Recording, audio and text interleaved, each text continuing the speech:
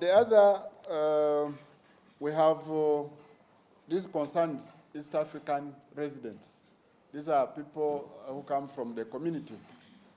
Our friends from Kenya, our brothers from Congo, our brothers from Rwanda, our brothers from South Sudan, those generally in the East African community.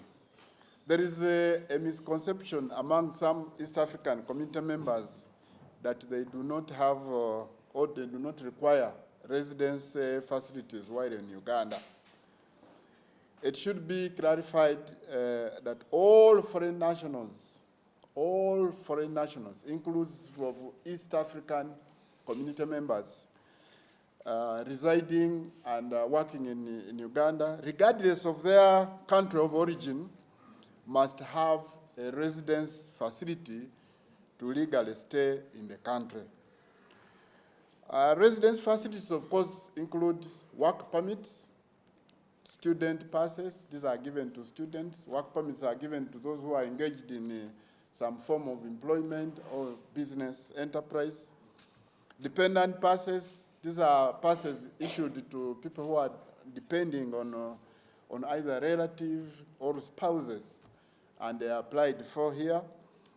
We have certificates of residence. Certificate of residence are also issued to foreign nationals who are living and working here. And then we have what we refer to as intern passes for students who have finished university or college to come and undertake internship in some of our places here, as well as special passes. Special passes are normally given for 3 months for one to start a business or start an enterprise or preparing to engage in any employment. So a special pass is given up to a maximum of 3 months paid for. But for the community, East African community members, these facilities are issued free of charge. They are not supposed to be paid for, but they are required to apply for them. It's not automatic that if you're a Kenyan, for instance, you walk in here and just settle in a place and start doing business. It's not allowed. And this is a warning to especially our friends from the other side of Kenya. They have this tendency of coming in and walking to an area and starting a business without having to come to immigration to have their stay regularized. We do not charge anything for any of these facilities. The only difference is for those who come from Congo, DR Congo. Although it is an East African community, they are not charged for entry visa when they are coming.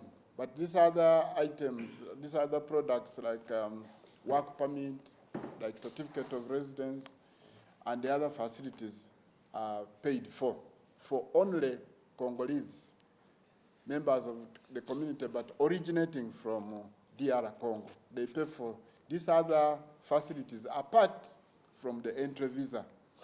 So they are required to go online and log on to www.immigration.go.ug, visas.immigration.go.ug, I beg your pardon. Then, depending on the specific agreements with individual countries, of course, some facilities are provided free of charge, like I've said, while others are not, in the case of Congo. Now, I also have this to clarify. Some of these countries, like Kenya and Rwanda specifically, we have a tripartite agreement to allow the citizens of these countries to travel to each other's country using a national ID.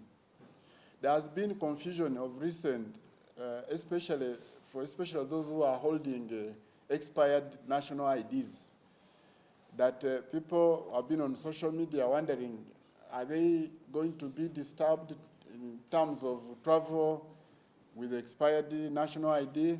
The answer is no. That national ID you carry has a NIN. A NIN does not expire, and the NIN is the most important feature on that national ID. So you will continue to transact all businesses, even with that expired national ID. We are, of course, heading to mass enrollment, but before we head there, anybody carrying even an expired national ID can be able to travel using that ID to Kenya and Rwanda, can be able to process a passport using the same, can be able to open a bank account using the same national ID. So this is to allay fears that people carrying national IDs which are expired will have issues. I think I have made that clarification. So whoever has a card, the card will expire as in a card, but the functionality of that card will still be in use. For Kenya and Rwanda, of course, all residence facilities are free of charge, I've said, and you can even use your national ID to travel. I've clarified on that, whether it is still valid or expired. For Tanzania, I wish to clarify that only student passes and visas to enter the country are free. Other resident facilities require payment, although there is a subsidized fee specific to our brothers and sisters from Tanzania, but they pay for some of these facilities like work permit, like certificate of residence, like special passes, and all of those other ones. But for Rwanda and Kenya, you don't pay a coin at all. For Burundi and South Sudan, only student passes and entry visas are free, and the rest require payment. So you see, we have East African community, but we have some countries enjoying free.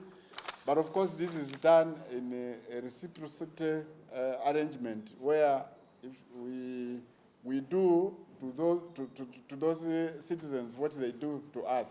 If they charge us, we also charge them. If they let us free, we also let them free.